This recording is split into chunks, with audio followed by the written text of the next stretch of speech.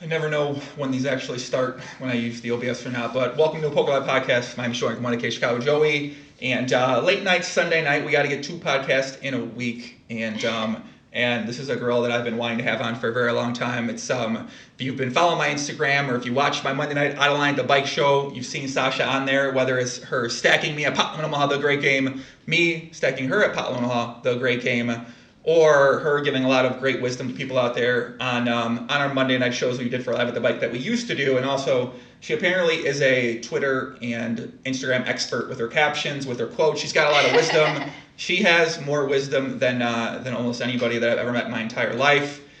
And yeah, we mentioned the Barry Greenstein podcast I did. They kept mentioning Sasha on there. Sasha's our mutual friend of ours. And so I said, you know what, man, we got to get Sasha on the podcast. We got to introduce her to the world out there. All you guys are going to fall in love with her, which is good and bad. But yeah, she plays a great game in Potland, Omaha. Professional poker player, plays tournaments as well. She's a future superstar, right, Sasha? Future superstar.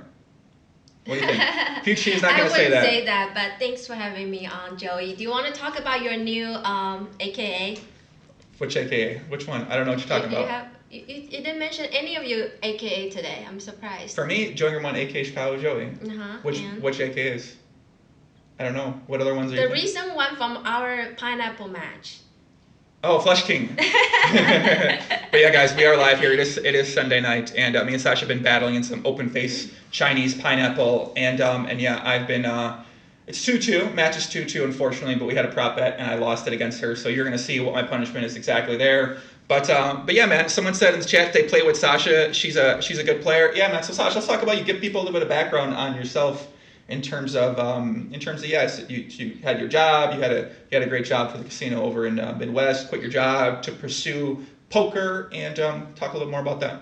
Yeah, so I grew up in Taiwan, came to the States 10 years ago. Originally I did not know anything about poker, and I did not even think poker was anything that I'd be interested in. Mm-hmm. Funny thing, I don't think I told you about this, but the very first time I played poker, it was in Germany. I was with my one of my exes, and shout out to him. He introduced me. Great game, Potland Omaha player himself, right? No, just a no limit hold'em game with a couple friends, and I remember playing it and very surprisingly, it didn't interest me at all.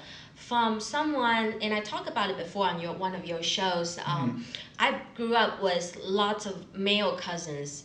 I grew up with all boys. I have a brother as well, so I grew up playing video games. I did not like Barbie dolls, or never even wanted to go to Disneyland. I always just wanted to play video games. I loved the sense of competition. So surprisingly, when I first played poker, I did not found it very interesting to me. And later on, when I had when I came to the States, I had a Swedish boyfriend. Swedish? And, yeah. And then I'm learning things on here. Wait a second, Scandinavian. I didn't know you were on the Scandinavian grind. My God. I remember learning things today. And I even broke up with him because I thought he played a lot of poker, and I thought he was just a gambler. So I broke up with him. Okay. Yeah. So when he even a couple years later he came back. He went back to Sweden after I broke up with him, and a couple years later he came back to the States and told me that he thought that he really liked me. He really wanted to be with me. So he quit poker. He quit smoking. He quit smoking weed. He quit all of that. Found a nice job. And wanted to be with me again. So we got back together, but not surprisingly, he started playing poker again online. Back then, he played a lot of poker on Full Tilt. What's his name? Is there one? What's his name? His name Victor Blum? What's his name? Sebastian Blum? Maybe, you never know. Okay. But so I got on. He occasionally he will let me play on his account. What? That's against you? Oh my! Allegedly. And I just fell in love. What was this Full Tilt poker account? What was his name on there? I can't tell you. Is there one? I fell in love with poker then. When he let you play on his account? Yes, I fell in love with poker, and I would be playing I would be trying out my hands in mixed games, some horse tournaments, some His name Omaha 8 and so on. Wow, this sounds like he's older than me. This is crazy. And I absolutely fell in love with poker. And that was quite a few years ago. Unfortunately, we broke up again because it was just not meant to be. Does he still play poker? There's a funny Does story he still about play poker? Probably I haven't. We lost contact. But this is a funny story about him. I'll tell you later. Okay. And then I was so in love with poker. I know that this is something that I could be really good at. I could be really great at. But I didn't know how. I didn't know how to get better at poker. I didn't know how to learn. I didn't have any friends in poker. So the best way I knew how was to become a poker dealer. Now I've been very studying a lot academically my whole life. So Down to Russia. Yeah, So I went to Russia. I've finished college, one of the best college in Taiwan. I went to the best school in Russia for my master's. So I know that pursuing poker, even remotely, will upset a lot of my family members. Will probably a lot of my friends will look down on me, but I did not care. It's something I really want to do. It's something I felt like I have a lot of passion for. So I went for it. I actually went by myself. I flew all the way to Atlantic City to a dealing school because I didn't know how to deal poker. I went to a dealing school. I actually attended that school for just a week. I already learned everything, and I came back. I got a job as a poker dealer. In Ohio? In Indiana, in one of the casinos in Indiana. It has a lot of poker actions actually. So it was great because that allowed me to watch so many hands. A lot of poker dealers, they're there for the money because the money was not bad. But for me, I just wanted to learn poker. I wanted to, when I dealt a hand of poker, I was watching how people react to the hands. I was trying to think of what could this people have, and I was running through everything in my mind, and I really learned so much about life tells, about hand reading, and all of that really helped me a lot in the future for my poker career. And funny thing is, because being a girl, I'm a very shy and kept to myself private person, but at the table, I try to be the best at whatever I do. So being a poker dealer, I tried to be the best. I tried to be very engaging, very friendly. I talk to people a lot, which is different if you have seen me at the poker table, because at the poker table, I don't talk. I'm usually pretty mean. This is you at the poker table. Not mean, but can't see your eyes. I don't talk a lot at the table. You know what's it's strange because you say that, but the second time I played with you knocked over my entire chip stack after I stacked you one time, and you knocked over $3,500 of my chips in $5 denominations at the time, and then laughed at me. So I still find this hard to believe that you're quiet at the table after because you you're very knocked good over my chips. Yeah, because you're very good at getting the whole table to be hyped up and so on. So yeah, but normally I believe quite a few of you have played with me at the table, and I really don't talk. I actually just last night some guy told me that I'm so distant, but when he talked to me off the table, I seem so friendly. Why don't people tell me at the poker table, you look really distant, because sir. You're never distant. You look really distant. I would love if a man told another man at the poker table how distant they look. That's amazing. You look distant. You're the most fun person at the table. I feel like you can just talk to anyone. You just talk so much, and everyone comes to talk to you, and you can talk to everyone. So yeah, that's a good thing about you. But I prefer not talking to anyone at the table. And it's not to be rude. It's just that for me, I need to be in my zone to be able to focus. And I find that if I talk to people a lot, I get distracted and so on. Sometimes I won't be playing my best game. So yeah, back to poker dealing things. I'm willing to say that I was one of the best Okay. Thank you for being willing. Dealer, yes. Because I really care about the game, so I really care for integrity, and that's a lot that you don't find in dealers. And you can't blame it. A lot of dealers are there to have fun and so on. They're not necessarily poker players, so they're not protecting the game or the integrity, the speed of the game, and so on. But and I really care about a lot about that. So I always was one of the fastest dealer. And the funny thing is, the second week I got to be a poker dealer, I dealt the bad beat, and I got. Because I was a girl, maybe because I was really friendly, I always made really good money dealing poker. So the second week I dealt a bad beat. That day I cashed out 3,800 or 3,900 in tips. And 2 weeks later I dealt another bad beat, and they pretty much put me on surveillance for a while. Because they thought I probably was cheating, because some dealers have been dealing for over 10 years and never dealt a hand of bad beat, and I dealt 2 bad beats within 2 weeks.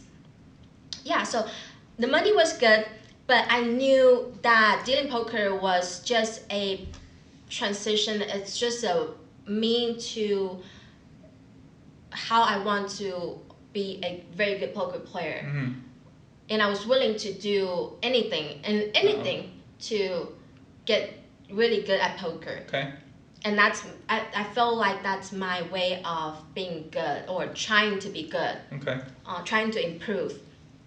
But while I was I'm just seeing where the story's going. I'm going the story. Go ahead. I'm enjoying the story. Yeah, so but it wasn't long after I dealt poker that the casino found my resume, and they approached me. They say, okay, Sasha, we noticed that you speak a few languages, you have higher education and so on, and we felt like you could be a very good be very beneficial to the casino if you can become one of our join our executive team and so on. So, and at the time I was like, I'm doing this. I entered the casino industry not because I like the industry. It's only solely for poker. So I feel like if you want me to take me away from poker, you gotta make it make sense. And they gave me a proposal, basically a job offer that was pretty good.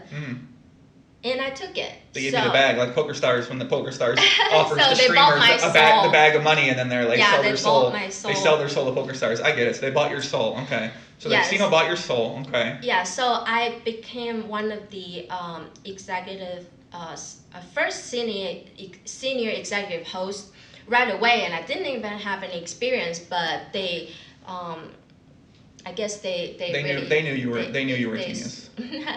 So they knew you were a genius. So I became one of the executive hosts, and a few years later, I became the director of casino marketing. And it was a very, I can't remember the word that you used, but it was a fantastic or fancy job. It was very good pay, but I was not happy. There's just something missing.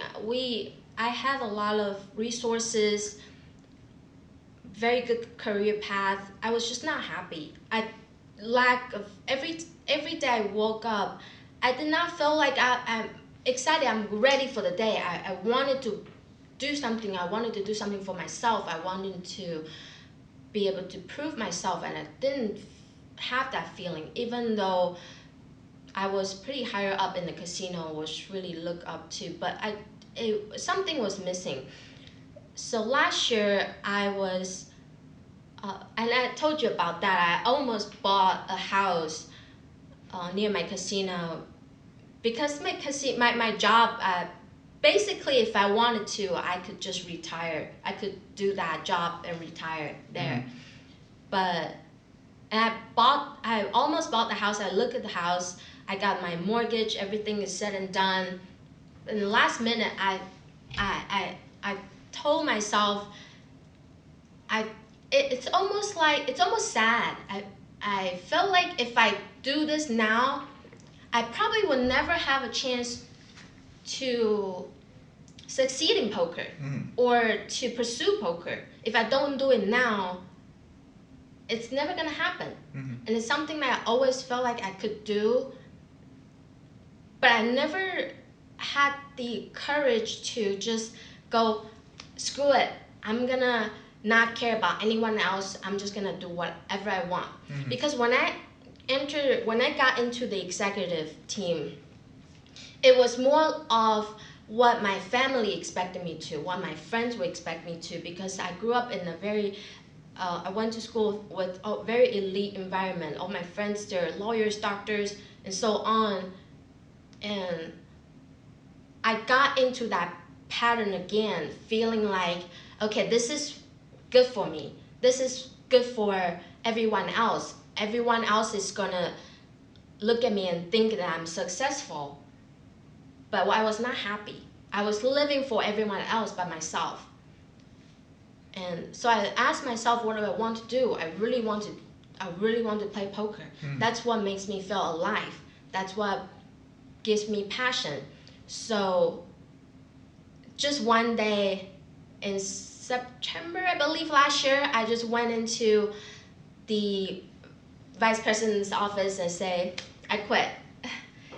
And just like that, I started playing poker full time. Before, I still play poker all the time. Anytime I have vacations. I pretty much I can make my own schedule. So I would schedule myself around the poker tournaments, but I still couldn't play any of the bigger tournaments. Any tournaments that last more than 2 days, I couldn't play. So I couldn't play any of the World Series tournaments, and I always felt like that was one of my biggest regrets. So last year I just went and resigned, and yeah, so I played full time since then, much more than before. Before I play also anytime on any of my off days, but right now I can just play anytime I want, any tournaments I want. And any pot limit Omaha cash games you want, any of the great games I want. So even though I still get it a lot, my previous clients, my friends, my family, everyone is like, can you really make a living playing poker? Or people that don't understand, just like I was before, why are you gambling? How can you really make it? Or can you really make it? And I don't know. I don't know. Can you? I still don't know. I may not, but who cares? It's my life. If I don't do it now, and if I fail, at least I know I tried, right? But I'm gonna try my best to not fail, and that's me. Yeah.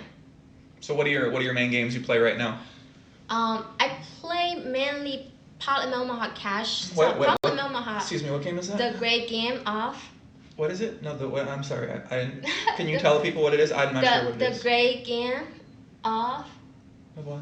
I don't know. Pot and Omaha. Oh, the great game of Pot and Omaha. Oh, I didn't know what game you played. I wasn't sure. It doesn't sound as cool when you say it. Okay. It doesn't sound as cool when I say it. Well, I mean, I say it. I say it better than anyone in the world. No one says the great game of Pot and Omaha. No one says that better than I do. I agree completely. I agree. No one says that better than I do. Nobody. So you mainly play the great game of Pot and Omaha right now? Yes. Okay. Some tournaments as well too. You've had success at tournaments in the past as well. Yes. So like I said before, I couldn't play a lot of tournaments, and that's one of the biggest reasons I resigned. But in talking with Barry a lot. Barry Greenstein. Yes. Mentor. He. The man with all the wisdom in the world. My one of the most wisdomatic poker players I've ever spoken to. He really is. He influenced. Yeah, he has a lot of positive influence on me on my mental game and poker. He basically was coaching me to play more PLO cash, which is the great game, which is a steady income for me, and we will play more tournaments Oh, I hope not. Yes, you were going to play with me too. I'm not playing no tournaments, man. Come on, man. You think I want to play PLO tournaments? I'll play the 3K6 max. I'll play the rebuy one, but I'm not gonna play a lot of PLO tournaments, though, man. I'm done. I'm done with tournament. I ain't playing no more tournaments, man. I'm going to get you play more tournaments. Do you want to make a bet? Yeah, sure. What do you want to bet? How much you want to bet? Why do you always want to bet on money? I never wanted to say I want to bet on money. I don't understand. Bet on something else. What did I say I wanted to? What did I say I wanted to bet? Something else. What do you want to bet? I don't know. What do you want to bet? I know you want to bet. Don't worry. Okay. All right. So we'll worry about that later. Okay. So right now, so what's kind of your main focus? So how do you kind of approach poker? How do you approach the idea of trying to make it a poker? Because I think we got a lot of people in the chat. I mean, we do have a lot of winning players in the chat, but we have a lot of players who are aspiring to make it at poker. They're in a very similar kind of position you're in, where maybe they still have that job, or maybe they are still trying to make it at poker, or they're trying to get better at poker. So what's your process like for trying to get better? I think it's very essential, and we talked about that before, is to don't get content. Is that the right word? Mm-hmm. Always get in, trying to improve, because a lot of people, I think most poker players, almost everyone think they're the best in the world. Everyone thinks that they're better than most people, but and that results in a lot of people just play. That results in why great players make a living at poker, is because people overestimate their ability. They think because they beat up on Blind Barry over here, as they beat Blind Barry, like I can't see, he's putting in call, and you're like flush. He's like just top pair. So you beat up Blind Barry, so all of a sudden you think that you can compete with great players who are studying the game, and that's what makes poker great, is you can still win at the game even if you're not very good. You can still beat poker. It always gives you that hope. It gives you that feeling of you can win, and I think that's what makes it such a beautiful game. Yes. So that, like I said, that results in a lot of players thinking that they're better than others. They just keep playing and they forget to try to improve on their own game. Yeah. So I think that's very important. I see on the chat that I really want to say something about that. Someone mentioned that I got an elite treatment my whole life. Don't read the chat. Don't read the chat. But I really want to bring it up because I felt like I may be misled people in a little bit. When I said I grew up in an elite environment, it's not because we have money. Growing up, my parents were very, very poor. They didn't have a lot of money. We didn't have a lot of money. My mom drove taxi for a few years. So we did not have money by any means. When I said elite, it's a different environment in Asia. I believe most of you know. We grew up having to study a lot. And me growing up in a very competitive environment with my brothers, my cousins, I always wanted to be the best. I wanted to be the best in my class. And I was always the best in class academically. Growing up, I always got the first. I got the first in the entire school all the time. And it's just a completely different environment. Before the age of 18, I had to get up at 5 o'clock. I had to be in my seat before 7 o'clock, and if I was late for 3 times, I'll be expelled. That's same for everyone. I would have been expelled in a week. It sounds like from there. Yeah, school ended at 5 p.m. and I would take a bus to go to a night school to study extra math or English, and that night school ends at 9 o'clock. And at 9 o'clock, I would take a train to go home. I lived 2 hours away from my high school, so I had to take a train to go home. And once I get home, I'll study until 2 a.m. And that's every day until the age of 18. So I went to bed at 2 a.m. I got up at 5 a.m. And basically the entire day was just study. There's no Sundays or Saturdays. And I remember growing up watching American movies, right? I was always so envious seeing American kids getting off school at 3 p.m. And I always imagined, wow, like what good life that would be. I basically had no childhood. We don't celebrate, my family didn't celebrate Christmas or any holidays but Chinese New Year. So all my life it was just studying. Try to be the best at school. Try to find a good career path. Try to be a lawyer. Try to be a doctor. Try to be all of that. But none of that was given. Like I said, my family was not rich at all. We were pretty poor. But that's the good thing I think in Asia, in the school system, is that because you don't have money, you have to be good at school. Mm-hmm. It's not like here, if you have a lot of times if you have rich parents or rich family, if you have enough money, a lot of times that might be able to enable you to get into good school, but not in Taiwan. You have to be absolute the best to get to the best school, and the best schools are free or cheaper than the worst schools. So that's why for poor kids, you want to be the best, so you don't have to pay so much for school. Does that make sense? And that's the same in Russia. The best school, like Moscow State University, the best school is free. So if you're very good and you get to the school, then it's free education. So for poor kids, that's what you have to do. Mm-hmm. You have no choice. And so that's what I wanted to correct on that is I grew up in that environment, but because my own competitiveness or whatever, it's not because my family were rich or anything, by no means. So you think you're competitive, is that what you're saying? I was very competitive, yes. Do you think you're still competitive right now? I am still competitive, but like we talked about before, I've lived that life so much, like a very intense, very highly pressured life. Mm-hmm. Right now, I feel like I want to have more balancing life. I'm at the stage where whatever I do, even with my job in the casino, it's very highly stressful. And once I say goodbye to that life, I want to be more happy. I want to be happy at whatever I'm doing right now. So yeah, I'm at a very different stage of life right now. So now you're at a stage of life where, do you still want to be the best at poker? Or do you want to? Is that the point you want to try to get to, or how do you feel about poker then?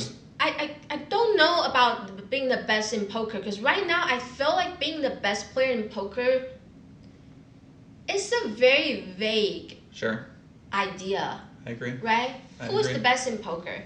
Doug Polk, the supreme leader, Doug Polk. I mean, I see what you're saying. It is vague because you could be the best at getting in private games. You could be the best at grinding 24 hours in tough games. Like exactly. There's different levels of what you can be the best at, for sure. Exactly. So who's the best player in the world? I don't know. Doug Polk.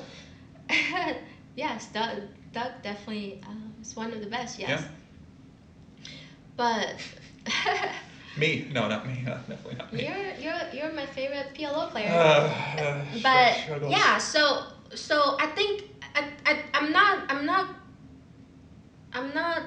how to say, I'm not losing. I'm not lost in that idea of being the best player in the world, because that just I don't know how you measure that, but I definitely want to be better and better every day, better at my game.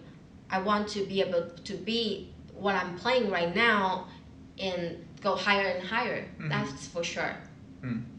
Yes. I'm just listening. I'm taking it in. I'm listening right now. Y'all people in the chat out there, we got my guy David Huber and Tran Franks out there doing a great job moderating. I forgot how out of line the chat gets. You bring a woman on the show, they get out of line. You got to put them in order, man. You got to slap them down. Are you guys fans of Kim Jong by any chance? Are Taiwanese people fans of North Korea? No.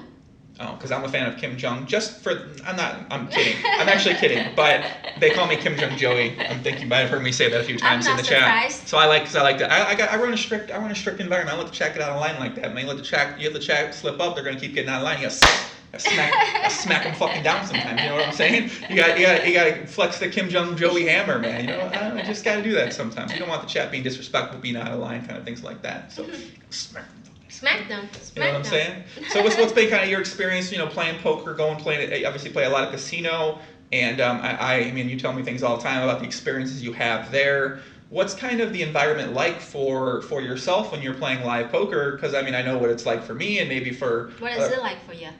well, I mean, it's fun. What's that like? You tell me. What's it like for me when I play live poker? Yeah, I don't know how Joey handles it because we went to play poker quite a few times now. Mm-hmm. Or we just walk around the casinos together. And I really don't know how you do it because everywhere we go, there's always people coming up and talk to Joey or say hi or say, I'm a big fan or I like your content and so on. And then it would be very tough for me if I'm sitting at the poker table and one person keep talking to me. It's already enough to get me distracted. I just don't know how you do it because we would be sitting at the table and there'll be 10 people talking to you and you are still like pot. Yeah, so yeah, I admire that ability to talk to all kinds of people. So what's it like to experience? What's that experience like for you? Because I mean, I know that now, since I've started having you more on like my Instagram stuff or on my Live at the Bike show, now more people are sending you messages and like they're talking to you, they're telling you like they're fans and stuff like that. So when you're at this point now where you're like really trying to focus extra hard and you're pretty proud person of yourself, keep to yourself and you're really focused on what your goal is when you go play poker, what's it like kind of dealing with those things while you play? Because I'm sure a lot of women like deal with this where guys are always talking to them. They're like, what's up, baby? Or you're beautiful or this or that. Let's go on a date. All this kind of stuff like that. Turns out a lot of guys aren't asking me on dates, luckily. So I don't got to worry about that dynamic. People talk to me, but they're not like... they do.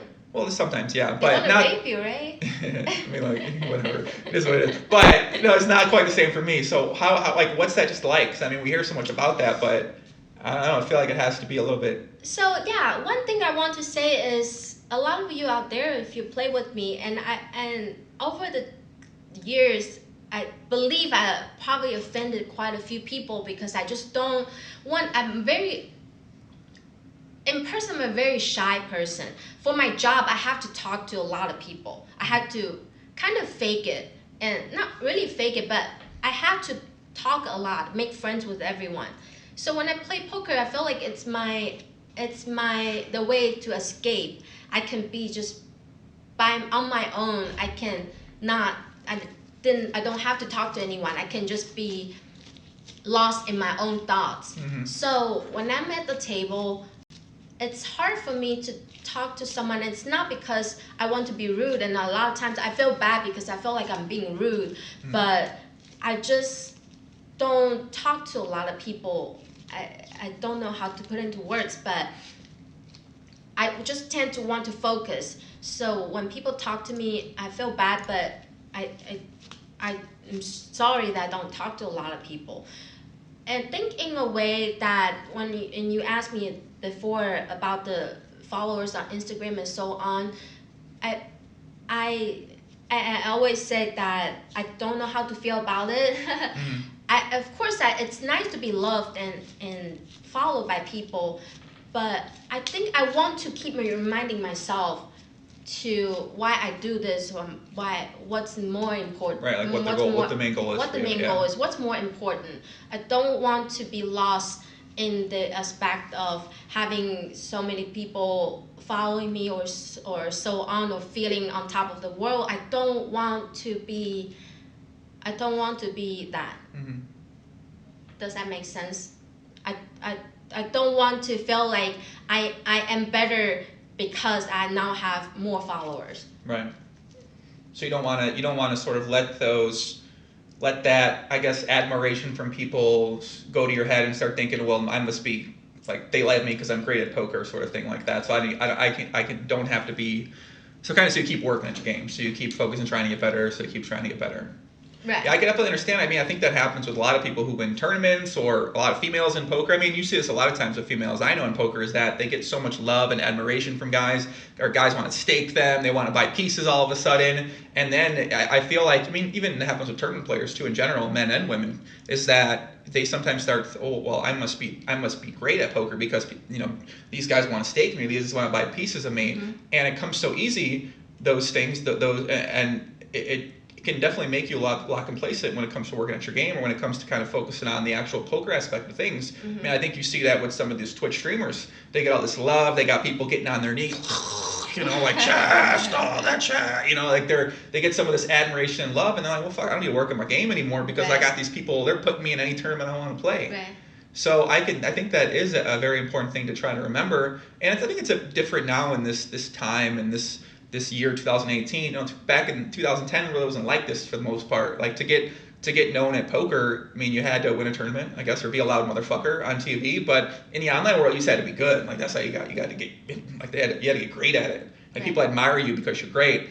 And nowadays, I think in this day and age and in the entire world, people admire people, or they love them, or they like want them, or whatever, just because of not necessarily because of what they're great at, or because they respect their talent, or because they want to be that talented in this area. It's just all these other different reasons where they find them attractive. And I guess it's always been like that in the world. But I think nowadays with social media out there, and with Instagram and with Twitter and with Facebook, I think it's just much greater of a thing. And I think that anytime a person out there gets this sort of admiration and what they perceive as maybe respect, when it might actually not be respect, it's just sort of like something different. I can definitely see how that's going to demotivate maybe some people from actually getting to a point that they might have wanted to get to initially, and what they started to do, and then sort of just say, well, okay, I'm going to live off this fulfillment, this enjoyment, this whatever these people are giving to me, and I'm going to stop focusing on what it is I got into doing this for.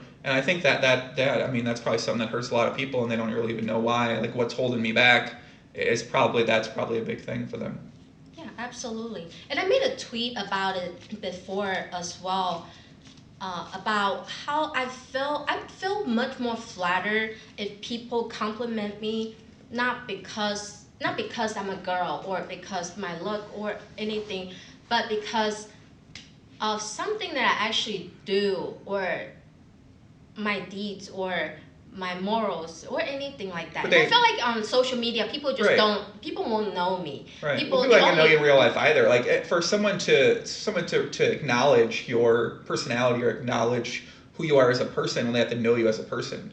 So obviously, a lot of people, all they really have to go off of is a photo, is the representation that we put out there of ourselves. So I don't think that we can necessarily be upset at people for admiring the superficial aspect of us, or maybe that we're write a witty caption or something like that. I don't think that you can really fault people for doing that, because that's all people really have to go off of too. Right. So you don't fault people, but I'd feel much more flattered if people like me because they think that I'm a good player, or they play with me, or something else. And I tend to interact more with my friends in real life, or people that I actually, like I said, play with me, or agree with something, or disagree with something I said, or in that aspect, and not just because I'm a girl, or just because a photo they like. Mm-hmm. Does that make sense? I hear a lot of women say this. This is what a lot of women say in poker that I've talked to, is they want to be admired and respected for their ability at poker, for their minds. And I mean, this is a woman thing in general, to be honest with you. All women, I mean, a lot of women that you meet, they don't want to be told like, oh, you're so beautiful. Everybody hear that all the time, like, oh, you got this or you have that. They want to be told they're smart. They want to be told you enjoy hearing them talk. They want to be. So you know what I started? You know what I've been telling them? You know what I tell them all for last years? I learned this at 21. I stopped telling people that. I stopped, but I mean, maybe whatever. I balance it. Nice balance. Nice balance. Okay. I say it sometimes. Okay, you're right. I do. I know Joey too well. You're not gonna be able to bluff me at all. So wait, you're saying you're saying that you think that I still tell them that I think they're beautiful too? Mm-hmm. Well, I do if they are. You got to balance it in the middle. You know what I'm saying? You got to have a balance. You got to be like, man, I love the words that you're saying, baby, and then be like, you're so beautiful. Like, I mean, whatever. I feel it. I don't say it. I don't feel it. You know what I'm saying? Maybe I am unbalanced. So you're right. This is what makes us all. This is what makes poker fun, is that we think we're balanced when we're really unbalanced in a spot. So I think my range is protected here, when in actuality my range is completely unbalanced, and the better players are exploiting. Who do you think is beautiful in poker? Who do I think is beautiful in poker? I think that you're very beautiful in poker. I think that, do you really want me to tell them I was like beautiful in poker? I'm not sure if you want me to. Is this a trick? Who was the last woman that you told that you were very beautiful in poker? Probably you. Okay. Oh. Why? Do you want me to tell who else? Yeah, sure. Who else I thought was beautiful? I know you anyway. I know you too Who well else anyway. do you think? Who else do you think that I think is beautiful in poker? Doug. Doug's a beautiful person. Sure. Yeah. Okay. What? That's weird. I don't know. You tell me. You tell me. Give me back the ball. You tell me. You tell me. I know. If anyone knows what that's from, what I just said, I will. I'm not going to give him anything. Samantha Abernathy. She's very beautiful. Okay. Okay. You're trying to. She's trying to set me up. She's trying to set me up right here. Do you really want me to say? I'll say who I think's beautiful. I know you too well. If you really want me to, I'll say it. Mm-hmm. So, who do you think's beautiful in poker? Well, like I said, I don't know any. I don't know them in person. Mm-hmm. To me,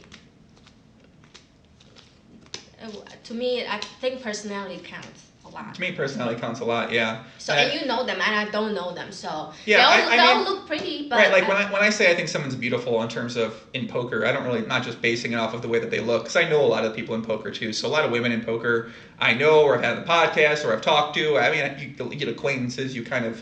Yeah. So you always have those type of things. So I think when I think about someone who I feel like is beautiful in poker, it's usually because it's a combination of the person that they are. They're not complete cocksuckers. They're not assholes. Whatever. Who is?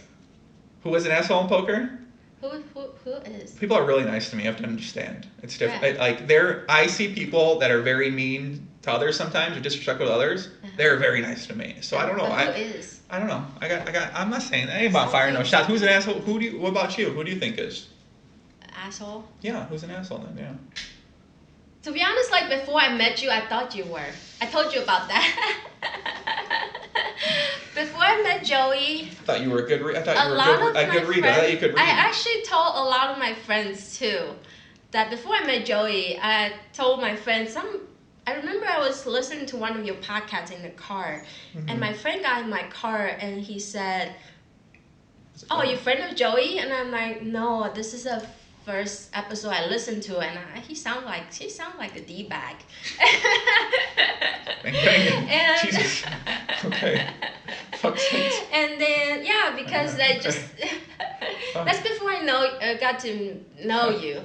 I mean, I already know this, but I've already heard this many times. Those friends are still needling me now, like, "Oh, you friends with Joey now, huh? You used to thought he was a d-bag." And yeah, but after I got to know you, we got to become good friends, and I know you're. Okay. So I know you much more now. Right. Than what's on the outside. The outside, just massive d-baggery. Okay, perfect. Is it because I wear a tank top with this lady of God on the shirt? Is that and these bead necklaces and the signal and holding hat? So I got the honor and pleasure to know you. Calm down, please. I got the honor and pleasure to know you very well now. Sure. So you're very different than what the person that I thought that you would be. Interesting.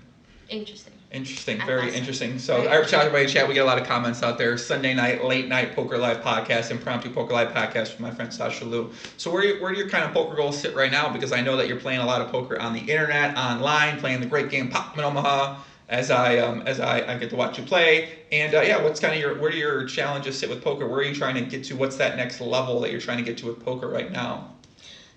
Right now I'm playing a lot of PLO cash games.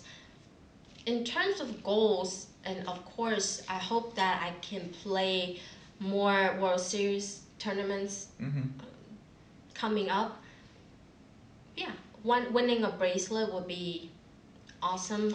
It will be one of my goals, and I think I will be able to do it. I think you're going to win one. I'm calling it right now. Listen, I'm calling it right now. Sasha wins a bracelet this summer. It's probably going to be in something crazy like 08 or something like that. I think I can too. Yeah, so that's the goal. But ultimately, I'm doing something that I really love doing. Ultimately, I hope that this something that I love doing will be able to enable me to support my family, have a good life, and so on.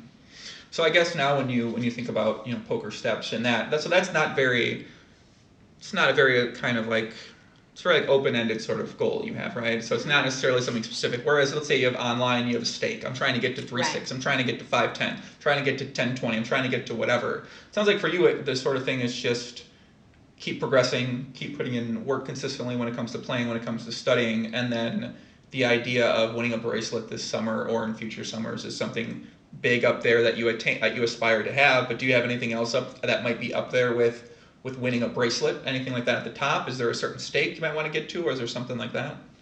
I don't have necessarily put a stake in my mind, and that's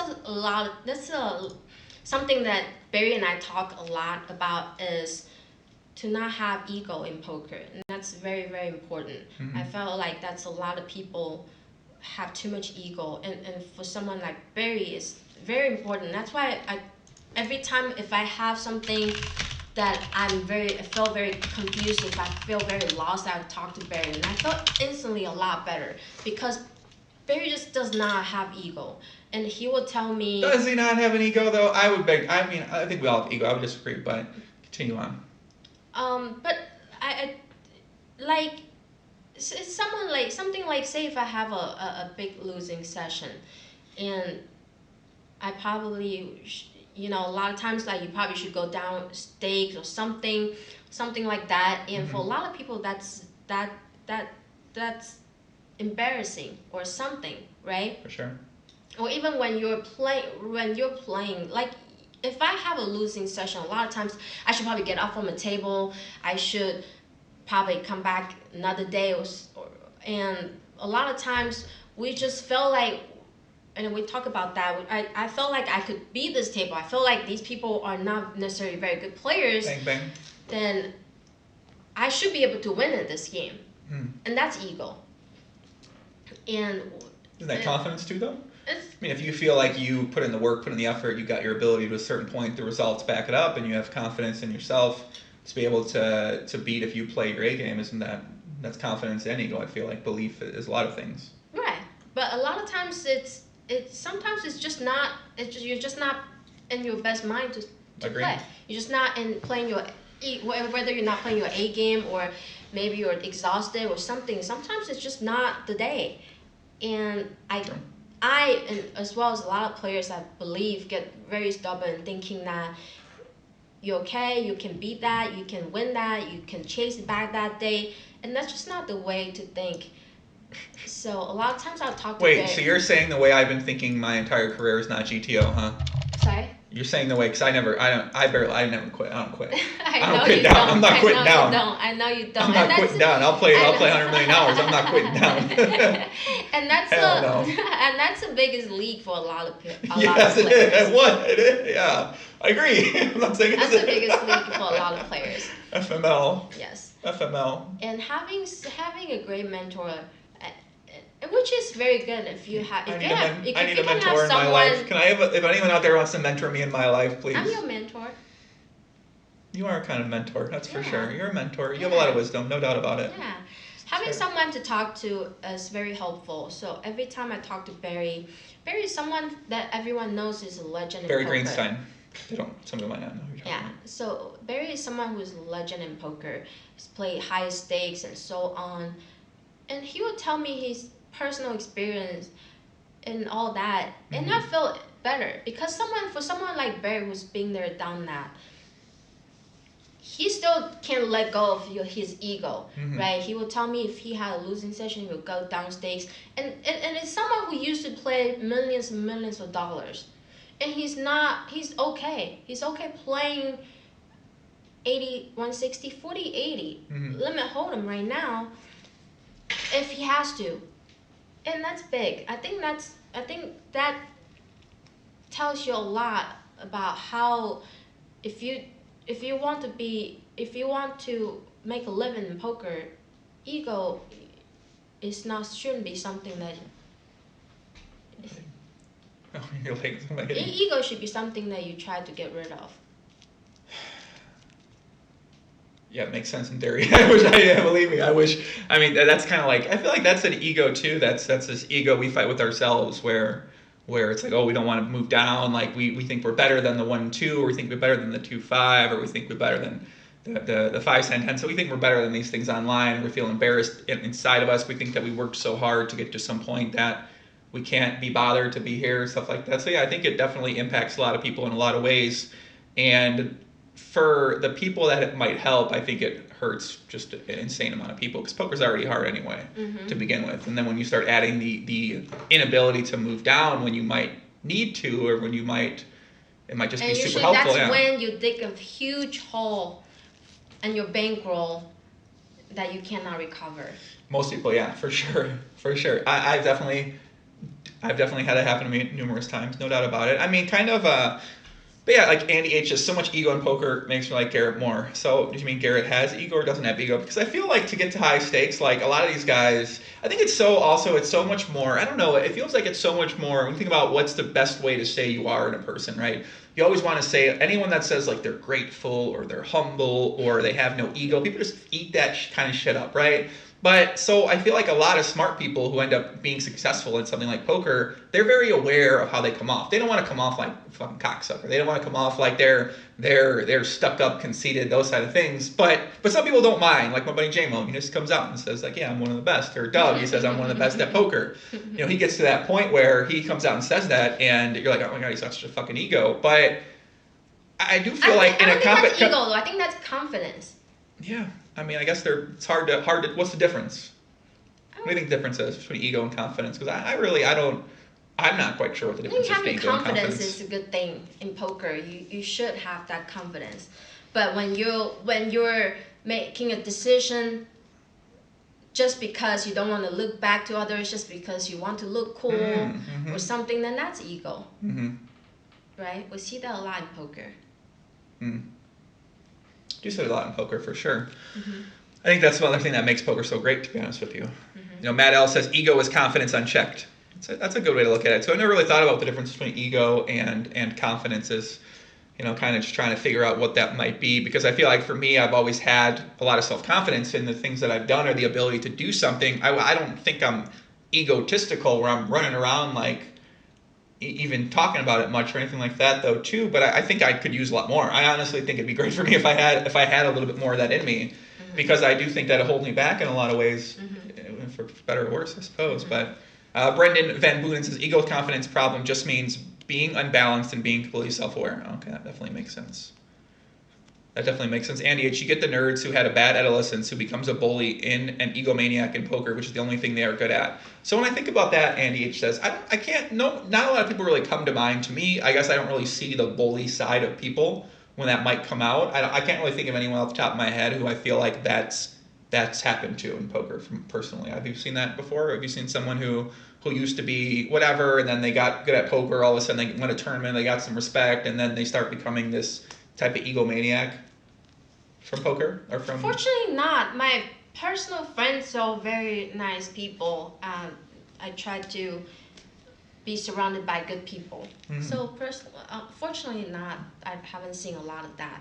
I'm sure there are a lot. I've seen quite a few at the table, actually. Egomaniacs. I get bullied a lot at the table. You get bullied at the table? That's hard to believe. You're one that you're a very aggressive player, right? No, not you bullied me at the table when I've seen this. Not from the poker game, but verbally. Oh, they verbally bully. What do they say? Because all the time, actually. What are they saying? What are they saying? You want to kick them for me? What are they saying? A lot. Making notes right now. What do they say? I talk about one of the worst on your show is one time when I wasn't involved in the hand, but there was a dispute and ruling between two players, and the third player, who was also not involved in the hand, was backing up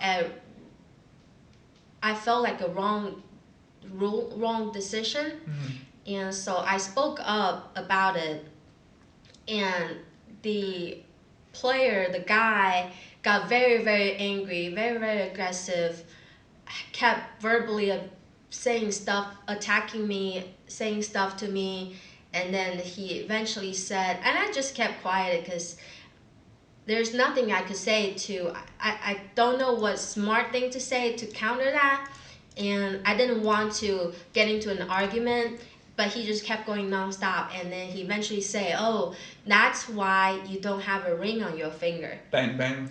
And I had a cap on. And I cried. I got teared up. I was so happy. I was so glad that I had a cap on. But that's something I usually don't let it get to me. But it happens all the time. I usually don't let it get to me. But people will get very, very aggressive. I don't know if it's because I'm a woman or because I don't talk or something. There's also another time I can think of so many instances. There's another time where there's a guy who tried to make a joke. He's sitting directly to my left. He tried to make a joke, and he was saying directly to me. Maybe he wanted to start a conversation or something, and I just didn't respond. I just did not say anything. I didn't say anything bad or anything back. I just didn't respond. I wasn't trying to be rude, but I was thinking of hands and so on, and he got very offended. He just started saying, "Oh, you're too cool. You think you're hot. You think you're the best or something." He just kept going on and on and on and on, and started calling floor on me for something. He said that when I threw in chips, I didn't throw it far enough, so the dealer had to reach. And he called the floor and told the floor to tell me that I had to put in chips far away in the center, and telling the whole table that I should stop being so self-centered, and on and on and on, going for the entire time I was at the table. So it happens all the time. I think it's just inevitable. So what did you say to that person? Nothing. Did you say anything back to him? Didn't say anything back. No? I wish somebody had said that to me. That'd be funny.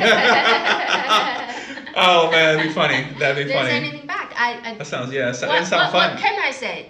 What should I say in those situations? So you want to role play and pretend I'm in the situation? All right. So I'm in the situation. You be the guy, okay? You be the guy. So you try talking to me, right? And I'm not talking. I'm being that. What's your name? What's your number? What, you too cool to talk to me? Listen, man, I'm here trying to play poker. I'm trying to focus on poker. Please, I have no interest in talking him out. It's nothing personal like that. I'm trying to poker. What's wrong with you? Why are you so fucking weird, bro? You think you're hot? Why are you being so weird? You think you're hot? Is this your line? I'm gonna stack you. Is this your line? I'm gonna take your chips. You take my chips. Just play. You want to play heads up? Let's play heads up. I'm gonna stack you so hard. Okay, let's do it. Let's play. What are you, professional? You play poker you must be one of those coaches. Let me guess, you got one of those Twitch streams, aren't you? You're one of those Twitch streamers, aren't you? Oh my God, guys, we have a professional at the table. This guy streams on Twitch. What's your Twitch name? You got a video blog, you go around with the camera. Well, we got Jack 7 here. We got Jack 7. Is that, you're one of those fucking guys. I wish I could You're one of those guys. Oh my God, he's one of those, dude, wait a second. Are you Andrew Nemi? No, you're not Andrew. Oh my God, you've got to be. So I know. No. So I found out what your strategy is. You're Andrew is. Nemi? I found out what your strategy is. Floor, we got a celebrity. Can we make an announcement? Make an announcement. We have an actual celebrity here. I know your strategy now. What's my strategy? Your strategy is to talk so they don't even have a chance to talk. No, you think no. Well, you can keep talking. I would keep talking too. You just keep it louder. That's the strat. That was good. I wish I was like that. I wish I was like that. But that's what I would do. If anyone says something like that, you just hit them back with the harder sarcasm. I'm just not that kind of. I'm just not that. So I just don't have hit that. Hit them back. You just come back. You just hit them back with the most solid sarcastic things you possibly have. Call him Doug Pohl. Call him Andrew Nemi. Call him Danny Negreanu. Be like, wait, are you? Did you win the World Series of Poker back in 2006? Wait, what are you doing playing here, man? I thought you won the World Series for like $5 million. What are you playing? And then they're like... The thing is, though, if I start doing that, they're going to get louder than me, and it's going to be just not going to look good. I mean, you could politely ask him, hey, can you please stop talking to me? Is that too out of line? Does that not work? They won't stop. Oh. They will not stop. They will not stop verbally bullying me. That's the thing. So I just let them go on. Hopefully they will stop. It sounds terrible. I gotta be honest with you. Yeah. It sounds awful. I should bring you with me every time I go play poker, right? Didn't that actually happen when we played poker in LA, and then some guy was saying he was saying you're the most beautiful person you ever seen, all those guys for the table, and then I sort of said, I said something. So I thought that was out of line because we was talking about that in the podcast recently. I thought he was being sweet. I thought he was being I thought he was being creepy a little bit too, for sure. I thought it was being sweet. I thought it was a nice compliment because he said that, and because he said that I was one of the most beautiful female poker player, and I was like, no way, because so Bang, bang. so many pretty girls out there. There's no way I'm on top of your list. But he said that it's because he thought I have a good personality. So I thought it was nice. I thought it was a nice compliment. I felt this was insincere personally, but that's just me, okay? I don't know. That's just me. That's my read on the situation, all right? Like, I mean, Katie Marshall in the chat. Or you're just being jealous. Katie, calm the fuck down, first of all. I didn't even know you at that time, man. No, but I mean, I'm not saying I didn't disagree with. I'm saying I'm getting all stuttered and stuff. Yeah, I'm getting all you were nervous. jealous. What was it I'm talking about? Oh my god. Yeah. Bro, I can't get jealous about that. Calm down, kid. Katie Marshall says, I wish I was like that, aka I wish I could say things without worrying he's going to follow me home and kill me. That's true, yeah. Is that true? Maybe. Yeah. That could happen. I mean, it's just, you just don't know. Being a girl, you just don't know. I try to stay low and not talk to anyone, and it's safer for me as well. Mm-hmm. Yeah. I think that definitely makes a lot of sense too, to try to avoid things like that. I think like if I say something like that at a poker table, which I have before, I usually say it in a way where it's not threatening, it's not some aggressive way to say it. I think there's a fine line between making a joke and being an aggressive way, and making a joke to sort of change the tone of a conversation with someone, or change something like that too, and the way that you say it, and the tone of your voice, the way that you face, the things that you say in your face, the things you do with your hand. There's all these different things that let you say certain things, where if one person says it, it's like, oh, you want to fight. The other person says, it's like, damn, okay, that's a good one. Okay, so yeah, I guess I can understand that, and obviously I don't understand it from the perspective of being a woman, because I've seen these things happen at the table too, and I don't know, I never really thought about it from the woman's perspective on when she says something, and then if the guy says something back, and those sorts of things like that. And it's got to be... For the most part, I just try not to let it bother me. I just try to remind myself that if these people are going to get so aggressive at the poker table for nothing, they're probably pretty miserable in life. And there's just no point arguing with them. Mm-hmm. There's no point. Just do my own thing, play my poker, and I try to remind myself why I go there. I go there to play my favorite game. I'm not there to have a fight with someone or get put down by someone mm-hmm. who maybe is just not a happy person, mm-hmm. right? So, yeah, it's rough, man. It's rough. I mean, does that make you want to play less poker? Or does that demotivate you at all to want to get better at poker, kind of thing like that? Having situations like this? Yeah. Does that make you not want to go back and play live poker? Like, what is that? I mean, that definitely takes away the fun a little bit, but it doesn't matter. Those people are not why I'm playing poker. I'm playing mm-hmm. poker because I love poker. Right. You can understand how that would make some people in the future not want to go play because they have to deal with that. They don't want to deal with that. Oh yeah, for sure. I'm sure probably a lot of girls out there have very similar situations as well. Mm-hmm. But like I said, I try not to let it bother me or affect me. Mm-hmm. We're gonna be hiding Alex Trelli's father from the chat. Shout out to Alex Trelli's dad, who golfs at the Newport Golf Country Club. Shout out to him, and we got a lot of love for him, man. Much love to him out there. So that sounds sad, man. That sounds sad. That does. Tran says this discussion reminds me of some of the nasty shit Kate Hall faces just because of being a female. That's very true. Probably, yeah. I could imagine that. Kate Hall being a bigger name in poker, female name in poker. Mm-hmm. I can imagine how much situation that she has to deal with. Yeah. So yeah. Do you think that there's any way you can use some of these things to your advantage when you play poker? This over-abrasedness by people, those kind of comments, because it seems to me there's probably ways to exploit that too, whether it's in getting to, I mean, I don't want to too much credit about my own strap, but it seems like if you're a female, you could try to exploit that, get to showdown for free, you could, I mean, there's all sorts of things when it comes to that metagame level that you can do. I think for people like that, just listen to what they say. So I try not to let their words bother me, but try to find the underlying meaning of their words, whether mm-hmm. they think I'm bad, whether they think I call too much, or if they think I'm overly aggressive. Those are very good information for me because that gives me direction to how to adjust to their game. Mm-hmm. So yeah, definitely. Do you feel like when you're at the table and other people come out and start saying things that you would wish maybe other men might speak up and say things that might defend you, or do you feel like that's not necessary, or do you think they might say like, hey, don't say that to this person at the table? Do you think that should go on? Yeah, I wish, a lot of times I wish people would speak up because I find that it's weird. In a way, I don't see myself as a female at the table. Because if I don't stand up for myself too much. If someone says something to me, I just keep quiet. But if someone says something to another player, whether it's an old guy or another female or even another male, if someone says something and I felt like it was wrong, I always stand up. I will always say something. I will always try to stop them or something. And I will get into more of an argument in that situation than whether it's towards me.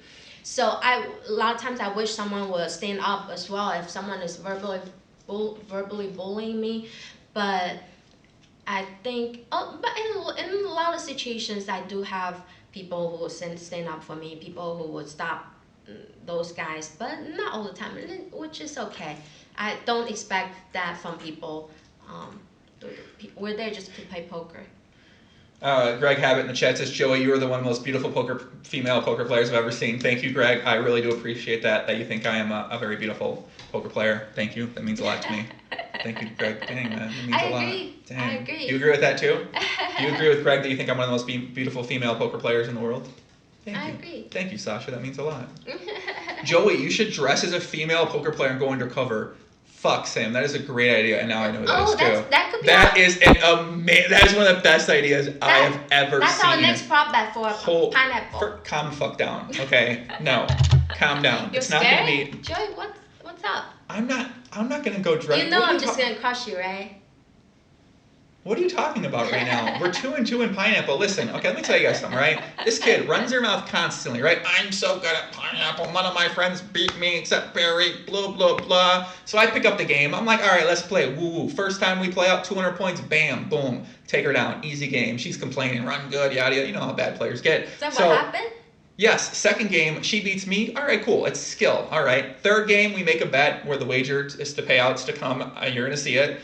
I lose. She crushed me. She ran pretty good. Obviously, she's a better player. I crushed you in like 2 hours. 1 hour. It was actually definitely less than that. But she crushed me pretty bad. Okay, whatever. She ran really well. Next game, we come out and play. Boom. I take her down. Beat down City. Flush King comes out. I change my strategy up. I'm getting better at the game. A fourth time playing. Flush King comes out. I'm getting better at the game. Boom. Take her down. Now it's 2-2. And you see her. She's running her mouth over here talking like she the man. Talking like she got this skill. She this, she that. Like, dude, what you talking about, man? This is like me challenging a player that don't play the great game of Pop in Omaha, giving him a few chances to play, and then I beat him. I'm like, I'm so much better than you. Like, yeah, no kidding, I'm so much better than you.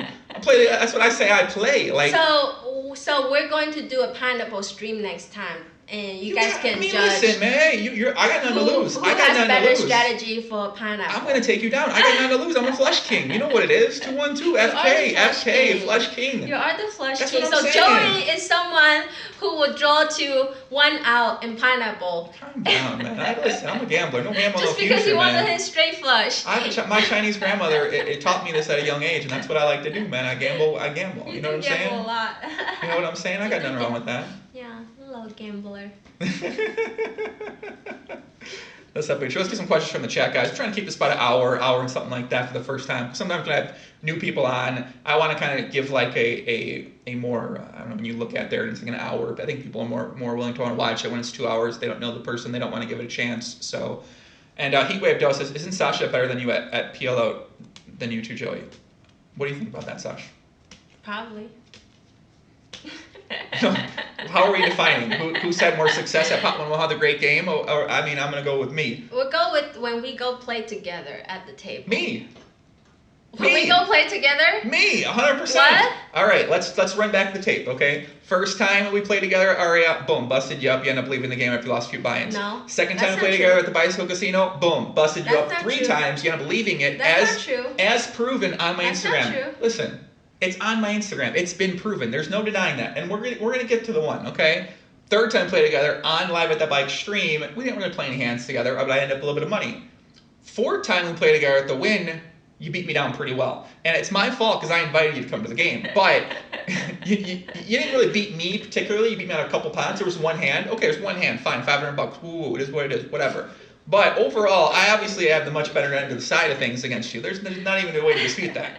So, yeah, if that's the metric, then yes, I'm World good. Series needs a PLO tag team. That would be actually really fun. If there's a PLO tag team tournament, who would you go play with? I would have my partner probably would be somebody who plays high stakes pop Omaha for sure. Like who? I don't know, man. Maybe I don't know who I'd hit up. I don't know. I'd hit up. If you don't pick me, I'm gonna pick a partner and beat your team. You be my partner. And that's going to happen. You would be my partner. Okay. Listen, Train, I understand with a lot of people sometimes you might want to say that they're better than you, but Sasha, man, she thinks she's the greatest in the world at Pineapple. Am I not? No, I'm not. I never think I'm the greatest. You know, I told you who I think the greatest at Pineapple is. Who? Barry. Barry Greenstein. Barry is a beast at Pineapple. So I never really. I might have Jane Andes as my partner, but I'd be afraid that he'd leave me midway through the tournament for someone who's late retching to be his partner instead. So I don't know. He'll find a better partner. Maybe I don't know what might happen. I'm actually scared that might happen. So I'm joking. I'm joking. So I never really play. I'm joking too soon. I never really play. I'm joking. Puts out great work. Puts out great content. Okay, but and some other things about the kid. I don't know. I never played a lot I'm just talking to him. I'm just saying. I'm thinking about. I'm just talking to you. I'm saying I never played a lot of Pineapple before, and Barry wants me to play Pineapple with him so he could kind of teach me Pineapple as well. So I only play Pineapple with some of my friends. That was one of the funniest guys on stream. It's a joke, bang bang. It's just a joke. Okay, so Barry's a great person to train from. It sounds like. Yes. So we play Pineapple. He would tell me what I should do. So that's Pineapple is the form of poker that he trained me the most. He never trained me on No Limit Hold'em or anything else. But he trained me a lot on Pineapple. Barry's a beast. To date, I cannot beat him. If me and Barry played to 200 points, how many times would me and Barry have to play before I can beat him? Before you can beat him? Yes. 200 points, I don't know. That's that's a quick variance, but I would say 20. Call. We'll book it. We'll book future odds 20. On the bet. You know what's weird? It's like when I Barry's a beast. I'm not saying he's not a beast. Listen, I'm not saying Barry's not a beast, man. Big Poppy runs well, man. I'm just saying, man. I'm Big Pop. All three comes out. Big Poppy starts. Like I said, I beat all my friends. Anyone that I had played against, I was able to beat them, including you. You beat me twice. It's 2-2. What are you talking about? Don't make false accusations. First time I tried to make you feel good. Oh the first my time, gosh, okay. You So you would make a bet with me, but it worked. But yeah, Barry. Oh my God, I just get crushed. Mm. I still cannot. His action. What do people? You can't say that. Say he's a fish. What do you mean? But everybody already know he's a legend, so. It's true. Really looking at us in the camera, it really shows off the comparison. Most people don't see me next to someone, but you're a very tiny person, and then seeing me next to you, I'm like, man. Am I tiny? You're very tiny, yes. You're one of the tiniest people. You're not short, but you're very tiny, Very tiny. All right, let's find a couple questions, and we're gonna wrap it up. Let's see here. Where that question? Heads up match says, Sasha, how do you study when you're not playing? Ever take any training course? Upswing. How do you deal with high variance in Pop Limit Omaha? Of course we gotta talk about Upswing, our friend Doug's and Ryan's site. I think it's a great tool. But PLO wise, I feel like I shouldn't be talking about the book, but I did read some books. I gave Sasha a book to read by my buddy John Beaupre, aka Casino Crime, It's called Pop. What's it called? I don't know the name. It's one of the best books I've ever read in my entire life called PLO. He wrote a book. It's called Quick Pro Manual. So good. I always recommend it to anyone that says, "What book should I be reading?" It's my guy. I gotta give you a shout out, man. It is a very good book. I do have quite a few poker books. That book helped me a lot in PLO wise. Yeah. Other than that, I talk to my friends quite a bit. I have a few friends that play tournaments. Nowadays, I don't play so many tournaments anymore until summer, but I really enjoy talking to some of my tournament playing friends. They're very essential. They give me a lot of good hand analysis. I always enjoy talking to them. Yeah. Shout out to them. Shout out to. You want to give any shout outs? You want to give some shout outs to someone out there? Fernando, my best friend in poker. Fernando Hamburger? Or what's the Fernando's last name? Fernando is my best friend in poker. Shout out to Fernando. We travel. I met Fernando last year when we played a tournament at Planet Hollywood. Went down to heads up. Also good. So the funny thing about Fernando, when I first met Fernando, we played in this tournament, right? On the day 2, Fernando was sitting right next to me, and he told me, he said, "Do you want to buy my action? I'll give you I can't believe he said 20%. If you pay, I don't remember. It was a day 2. We're both into day 2. He asked me if I want to buy his action, and I look at him. He looks like a young kid who I don't know him, right? So I told him, F that, why would I do that? I literally told him that. And he asked me so many times, he said, "Do you want to buy my action?" I said, "No, F that. I'm not doing that." And then we went to final table together, and then we went to heads up together, and he said, and then he asked me, "Do you want to chop?" And I said, F that, I'm never chopping. I'm just like that. I want to play to win. And he ended up winning that tournament, and I got second. Since then, we became best friends. But it was just funny that he asked me to buy his action, and I refused. He ended up winning that tournament for, I think he won it for 40 something K. I got close to 30K. Okay. But I would have made money, and then. Since then, we become really good friends. We travel to a lot of places together. We play a lot of tournaments together. He ended up winning the Planet Hollywood Circuit Man event last year in December. Nice. I was really, really happy for him. I was there with him the entire time. And I even had some of his action, so I got some money from that. So I was very happy. We usually swap action. And so I was really happy for him. Yeah, I really like him. He's a very good guy. Yeah, very good friend. Also, I also enjoy talking to tournament hands with Nipun, who is also a tournament crusher. He won a few bracelets, I believe. I think one of the Indian poker player that won the most, something like that. I don't know, but he's a cool guy. I enjoy talking hands with him. He always gave me a lot of really honest opinions. A few other friends, too many, I can't name them all, but yeah, I'm really blessed to have a few really good people around me. Yeah, including you. I play PLO. I enjoy talking hands with you in PLO, although yours go crazy with yours made fun of me. Yours do a funny. Your pre-flop is so online. Sasha impression. All right, let's talk about something else. Joy, what's your favorite moments together? Wait, what? What's our favorite moments together to you? Huh? Wait, what? Is that on the list? Yeah. Oh, it is on the list. Yeah. Okay. I don't know. What's what? What's our favorite? When I beat you at Pineapple the first time you challenged me. Oh my God. For sure. Or when I stacked you when I first met you. Those are my favorite moments. What do you want me to say? I don't know. I'm being honest. Those are my favorite. I can't even. What are you talking about? My favorite moments when I met you is when I stacked you multiple times, and then I busted you out of the game after you knocked over my chips multiple times, and then when I beat you at Pineapple, when you kept bragging about how good you were at Pineapple and how you were gonna crush me. You're so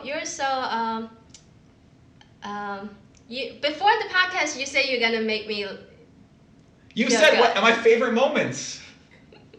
Those were my favorite. All right, my favorite moment. I'm not talking No. My favorite moment is when you ran up. You're dead to me. My favorite moment is when you came to the win and ran up a $4,500 chip stack, and you took over the table, and then you started raising every hand. Dead to me. And then I couldn't run up my chip stack of $5,000 because you came there. That was one of my favorite moments. Also, another one of my favorite moments is when we made a prop bet at Open Face Pineapple, and then you crushed me in an hour, and never seen anybody ran better than anyone in the entire world. That was my second favorite moment for sure. I think the third favorite moment is I'm done with this topic. is that one time you made French toast, and AK very recently. I think that was my third. That was number 3. I made French toast for you. That was my third favorite. That was my third favorite moment. It was great. It was amazing. It was some of the best French toast I've ever had in my entire life. It's the second time I had to look online and find the recipe. And by that you mean I told you. Because I'm a professional French toast cooker. I look online because I wanted it to be good. So. Yeah. My favorite moment. I don't know. What am I gonna say? I'm shy. What are you talking about? I'm shy. What's your favorite moment? I'm shy. What's your favorite moment together? No, none. None? Why you asked me the question? I gave you answers. Those are actually my favorite moments. I don't know what to tell you. I don't know. This is for the podcast. I mean, maybe if this was a different podcast, I would tell different moments. I'm trying to keep it poker related. What's your next? Do you have a next question? No. These questions are kind of out of line. I know. Do I have any other hobbies? Video games. For sure. Mm-hmm. Play a lot of video games. Not so much recently, but I love video games. We play some Fortnite together, but I'm not a big fan because I hate building walls. I feel like it takes away the fun of actually shooting people. Yeah, no, she didn't say none. I know, you guys get this. I invited her on my podcast, and she said there's none. Favorite moment together with us, none. What the fuck, man? We gotta wrap the podcast up. We gotta wrap it up. Good moments. We gotta wrap it up, man. My hair is what is this hair even doing? I don't know what my hair is doing today. I gotta cut this hair. We gotta wrap up. Hey, let's wrap up. You wanna wrap it up? Sure. Let's wrap it up, man. Can I be joined 2K? Do you have an impression of me? Show them your impression of me. Show them your impression of me. It's too out of line. No, show them. You can show them the impression of me for sure. Too out of line. Show. Give them to it. Joey impression. You guys want to see Joey impression? Mm-hmm. So Joey loves doing. When do I do that? You do that all the time. In podcast, when we play Pineapple. Don't do that. What are you talking about? It's Joey. Is that really it? Do some shout outs like you pretend it's me. Well, someone said I love video games, but I really play. No, I play a lot of video games. I just haven't had much time to play. I played a lot of Counter-Strikes back then. I put it on my Instagram. A lot of Counter-Strike, too much. So that's your impression of me. You can understand why my favorite moments are what they are. What? That's your impression of me. Yeah. I say give an impression. That's the impression you give. Yeah. So you can understand why my favorite moments are when I stacked you and when I beat you at Pop Omaha. That's your impression. Your impression is fuck. That's your impression of me. That's how you are, though. What? That's all the time? Have I been like that on the podcast today? Well, you know you're sweet. You're sweet, but why don't you give that impression then? Why do you when you're sweet? Why don't you give that? Do you really want me to? Well, you asked me the favorite moments. I gave you my favorite moments. You got all. Oh, that's when you're sweet. Oh, okay. I don't know. Okay, I'm not saying. I don't know. I don't know. Shout out. Nervous now. Maybe we shouldn't. You're right. What? Let's not do that anymore. Do what? Do you want me to give you an impression of Sasha? Mhm. Okay, here's my impression. Here's my impression of you, Sasha. Okay, here's my impression of Sasha. Here's what she does. She goes, whenever I'm beat her at something, she's like, you run so good. You run so good. Like, oh my God, how do you get there every time? You run so good. Oh my God, Joey you run so good. You run so good. I'm like, of course I run, man. I run very well, for sure. Joey, that's run good. I'm not saying I don't. When have I ever? I run amazing. I'm probably like 1 million plus over EV. I mean, are you kidding me? I'm like run amazing. What are you talking about, man? I'm definitely, yeah. Joey does run the best, for I do. sure. I do. Shout out to the stalkers. I know the stalkers are watching. You want to say stalker or something out there? Your stalkers? My stalkers are out there. Your stalkers. Sorry. I don't have the accent. I can't do her accent. I don't know. I just can't. I can't do your accent. My accent. I can't. I never tried. I realized you had an accent last night. That was the first time I ever realized you even had accents. Was last night. When? Last night I was What was on. I doing? You were just talking, but I just was like, oh, you have an accent. I just realized it. So you've known me for this long, you just noticed I have accent? Yeah. It just came to me last night that you had an accent. Yeah. See, Scuff caught me. I send my run good energy daily to Poppy, and wonder. Yeah, I run very well. Like I know that about it. I've run so well at poker my entire life. Everything. So just you do run well. So, what was yeah? We'll take one more question. We'll wrap it up. I want to keep this like under an hour and a half. We're kind of getting off the rails right now. Joey, is this your new girlfriend? Last time I answered a question like that on the Monday night show, I got in trouble by her. What? I got in trouble by you. Remember that question? Is this my new girlfriend? And I didn't answer that question. So what's your answer? Maybe one day. Maybe one day. If you run good. If I run good. If I'm lucky, maybe one day. If you run good. Maybe one day. Yeah. I take the idea of having a girlfriend very seriously. I don't think you're ready for a girlfriend. I haven't had a girlfriend in a very long time. I'm not sure if I'm ready. Yeah, see, Sasha, no, she's perfect. So I haven't had a girlfriend in a very long time. I take the idea of having a girlfriend very seriously. So if I'm going to choose to date one person specifically, I want to make sure that it's that person for me. I want to make sure I'm fully committed to that person. I don't want to make sure there's anything out of line. I want to make sure that a person understands me and I can talk to that person about anything. So who would that be? Well, I don't know. That's why I don't have a girlfriend right now. What do you mean? You don't know? What do you mean? What? What do you guys think? But I should probably just stop talking, Joey. But I'm saying is that I'm in the stage of figuring out right now if a girlfriend would be optimal for myself. So that's where I'm at right now with things. Okay. That's where I'm at. Okay. What? Okay. It's an honest answer to the question. I don't have to tell you, everybody out there. I take it fucking very seriously. I'm single too. Yeah, Sasha's single too. Yeah. All right. Right. What's the biggest pot that I played before? I think biggest pot I played would be at Horseshoe in Hammond near Chicago. Mm-hmm. I think it was maybe 30,000. 30,000? Oh, what'd you do with the money? It wasn't that much, huh? What'd you do with the money? What did I do with the money? Yeah. Play poker. My poker roll. No, there's an answer to that question. What? I know. Hookers, drugs. That's what you do with the money. Of course, that's what you do.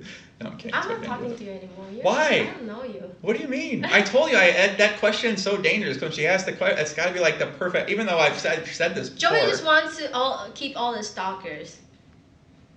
It's not true. I meant my answer. My answer is what I meant. Okay, I could explain the full answer to people on here, but. What do you mean? Well, I could explain the deeper reasons behind why I got to that answer.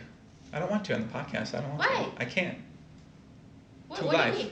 Too live. You really want me to say it? Ain't gonna be. Too live? It's too out of line. It's too out of line for the line stream. Yeah. It's just, but no one's watching now anyway. We're at the end. No one's watching anyway. No one's watching anyway. You know what I'm saying? Okay. It is. I'm telling you, that question gets me in trouble all the time, man. I'm never ending. I fell into the trap again, Sash. You take over, Sash. Give me one. I don't know. I'm not. Are you puzzled now? I'm not. What's your goal? What do you got planned coming up here? I don't know. What do you got planned coming up here? What do you got planned?